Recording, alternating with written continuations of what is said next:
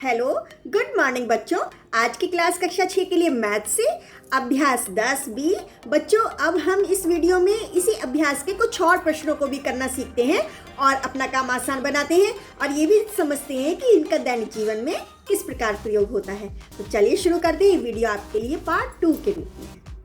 बच्चों, हम अभ्यास 10B के कुछ और इन प्रश्नों को भी हल करना समझते हैं, ठीक है। तो 8वां प्रश्न है, निम्नांकित संख्याओं के अभाज्य गुणनखंड ज्ञात कीजिए। अब 112, 120, 135, 140, 150 और 1228 इनको हम बारी बारी करेंगे, भाग विधि से करेंगे।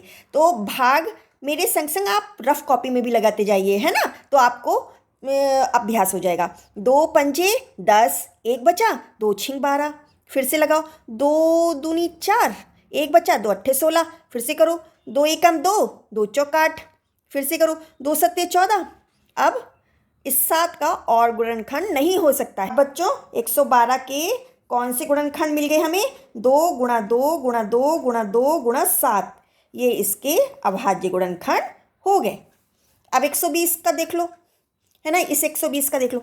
2 से भाग लगाओ, 2 छिंग 12, ये एक 0, फिर 2 तियां 6, एक 0, 2 एकम 2, एक बचा, 2 पंजे 10, 3 पंजे 15। तो कौन कौन से हो गए अभाज्य गुणनखंड? 2 गुणा 2 गुणा 2 गुणा 3 गुणा 5, ठीक है, ये इसके अभाज्य गुणनखंड मिल गए।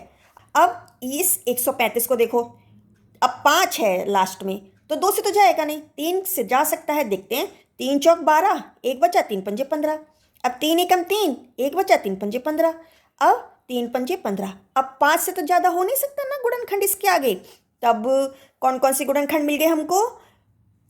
3 गुणा 3 गुणा 3 गुणा 5, इसके अभाज्य गुणनखंड हमें ये मिल गए, ठीक है बच्चों।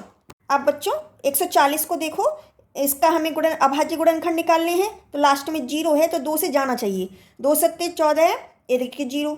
अब 2 तियां 6, एक बचा, 2 पंजे 10। अब 5 सत्ते 35, ठीक है। तो कौन कौन से अभाज्य गुणनखंड हो गए? 2 गुणा 2 गुणा 5 गुणा 7, ठीक है। 140 के हमें ये प्राइम फैक्टर मिल गए।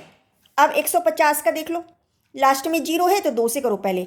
2 सत्ते 14, एक बचा, 2 पंजे 10। अब 3 दूनी 6, एक बचा, 3 पंजे 15। अब 5 से करके देखो, 5 पंजे 25, इसके कौन कौन से मिले? 2 गुणा 3 गुणा 5 गुणा 5, इसके हमें ये प्राइम फैक्टर मिल गए, ठीक है। अब इसी तरीके से आप 1228 को देखो, 2 से भाग लगाया, 2 छिंग 12, 2 एकम 2, 2 चौक 8, फिर से करो। 2 तियां 6, अब एक लिया, एक में तो जा नहीं रहा 2 का भाग, तो 4 और उतार लिया, तो 2 सत्ते 14। अब 307 मिला। अब 307 में हमने 3 से भाग लगाया, नहीं गया, 7 से भाग लगाया, नहीं गया। तो बच्चों अब इसके प्राइम फैक्टर कौन कौन से हो गए? 2 गुणा 2 गुणा 307, ठीक है बच्चों। देखिए 9वां प्रश्न है, 80 और 90 के बीच अभाज्य संख्याएं हैं, कौन कौन सी? पहला ग्रुप है 81 और 83 का, दूसरा है 81 और 89 का, और तीसरा है 83 और 87 का, चौथा है 83 और 89 का। तो पहले 81 देखो, ठीक है, बारी बारी से लिख दिया, 81, 83, 89 और 87।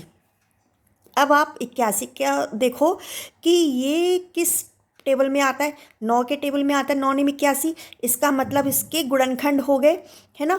इसके और भी गुणनखंड हो सकते हैं, कितने? जैसे कि 3 गुणा 3, ये भी 3 गुणा 3, इस 9 के 3 गुणा 3, इस 9 के 3 गुणा 3, ये, तो फिर ये 81 कैसी संख्या हो गई? भाज्य। अब 83 देखो, 83 में मैंने भाग लगाया, 3 दूनी 6, 2 बचा, यहाँ से 3 उतारा, 23 आया। अब 3 का भाग 23 में नहीं जा रहा है, इसका मतलब 83 कैसी संख्या है? 1 गुणा 83, मतलब 1 और 83 से ही ये कट सकती है, इसलिए 83 कैसी संख्या है? अभाज्य संख्या है। अब 89 का देखो, 3 दूनी 6, 8 से 6 गया 2, 9 उतारा, 29 आया। अब 29 3 के पहाड़े से नहीं कटता है, इसका मतलब इसके भी कौन से गुणनखंड हुए? 1 और 89, है ना, तो ये भी अभाज्य संख्या हो गई, ठीक है।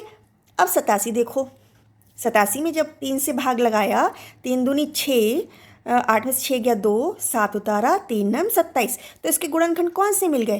3 गुणा 29। अब बच्चों ये 87 हमारी कैसी संख्या निकल आई?